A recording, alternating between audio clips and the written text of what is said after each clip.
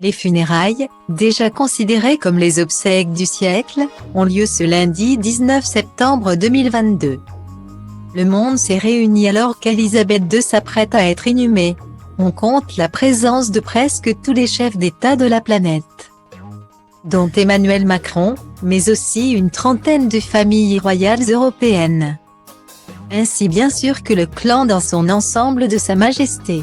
Au sein de l'abbaye de Westminster est entonné God Save the King, qui n'a pas été joué depuis 70 ans.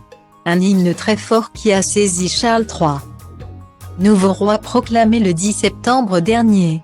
On a en effet pu voir le monarque ainsi que son épouse, la reine consort Camilla, très ébranlée durant cet hymne. Ce moment d'histoire, à l'émotion exceptionnelle, a saisi le couple royal. Des images fortes du roi Charles III, les larmes aux yeux, et son épouse Camilla, tout aussi bouleversée, ont été diffusées. Cet hymne God Save the King dit que Dieu sauve le roi, qu'il vive longtemps, qu'il amène la victoire mais surtout qu'il soit heureux et glorieux pendant longtemps. Des paroles fortes qui doivent résonner d'une manière très particulière pour Charles III, alors que son épouse les chante à ses côtés. Le monde dit adieu ce lundi à Elisabeth II lors de ses funérailles grandioses à Londres.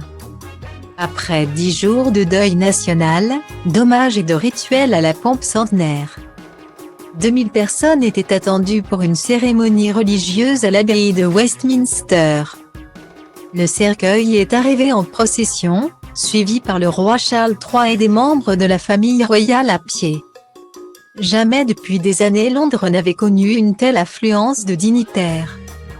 Le cercueil a quitté l'abbaye suivi par le roi Charles III, la reine consort Camilla et le clan royal, et a à nouveau été placé sur un affût de canon de la Royal Navy avant une procession historique. En grande pompe, dans les rues du centre de Londres, jusqu'à l'arc de Wellington, d'où il repartira en corbillard pour le château de Windsor.